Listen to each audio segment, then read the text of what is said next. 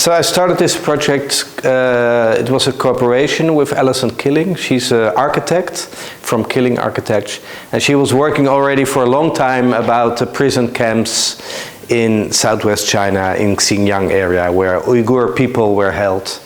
And she discovered, when she was watching the Chinese Google Maps by two, she noticed that on a lot of spots when she zoomed in, there were white squares. And very often the white squares were blocking something out.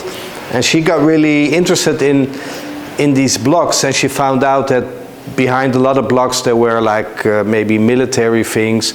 But she also discovered there were a lot of what looked like prisons. And at the time, there were rumors that a lot of people were imprisoned, especially the Uyghur people. And what she did was, because she wasn't allowed to visit the country, she reconstructed she counted all the prison camps, or the re-education camps, as the Chinese like to call them, on the maps. And she made a research project about this. For the Venice Biennial, the Architecture of Venice Biennial 2 years ago, she was invited to do a big presentation. And then we met, and she asked me if I could do an ink and pen drawing of one of these camps. And we decided both on which camp would be interesting to choose. She asked me because I also made some drawings of refugee camps in Iraq, where I was able to visit. So this was different because we didn't have any ground information. All the information we got was from the internet, basically.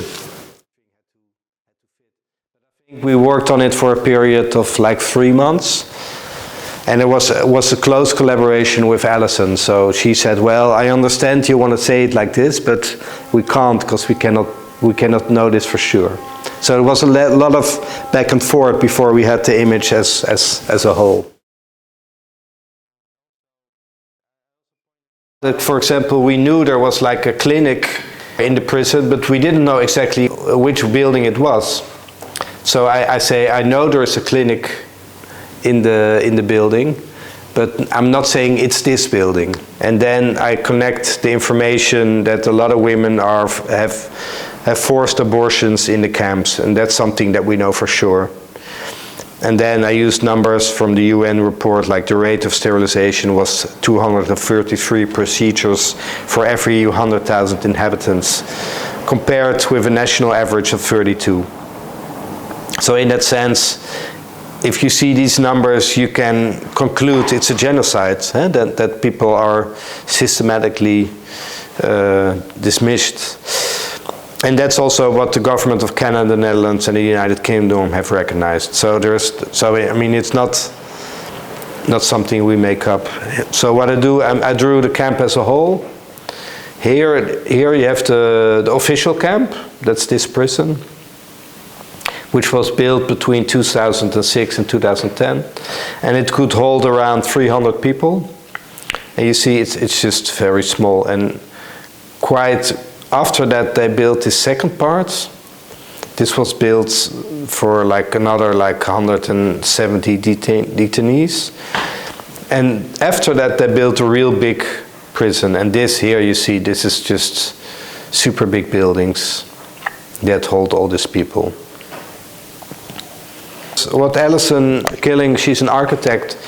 So when you build something, you have to do it according to building regulations, and the building regulations for the prisons are freely available online. So with the pictures from the sky, she could tell by the shadow of the buildings how high they were, and she had the books of the building regulations, so she could really reconstruct the amount of people.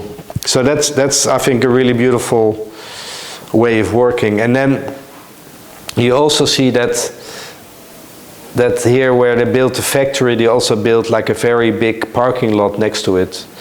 So in a way, maybe they already became aware that once they imprisoned all the Uyghur people, they're gonna make it into a regular factory. Because I was doing all this research all the time, and I was also really touched, and I also realized that it sort of like crept into me, and what sort of like a nightmarish imagination was that you would sleep in prison, and even in your sleep you're monitored, because when you talk in your sleep and you don't talk Mandarin Chinese, you get punished. So I thought it's such a horror. It's such a, and I also feel for the people who fled and the people who speak out to the government. Those are the real brave ones, because they will be punished, or their family will be punished, or a lot of the children of the detainees are going sent to foster parents far away in the country. A lot of people are missing. A lot of people don't return. With all the things that I mentioned in the drawing, I had to source code it. So I can explain with every little detail, I can explain where the information is coming from. Because we knew that when this was shown in Venice, the official Chinese officials, if they could find anything which was not accurate, they would have ammunition to have for their argument. So therefore it was very important to not say things that I wasn't sure about, or that I couldn't check on other fields. I felt it as my duty as an artist also to do this, and whether I would be blocked access to China, yes or no, that became irrelevant to the scale of the cause.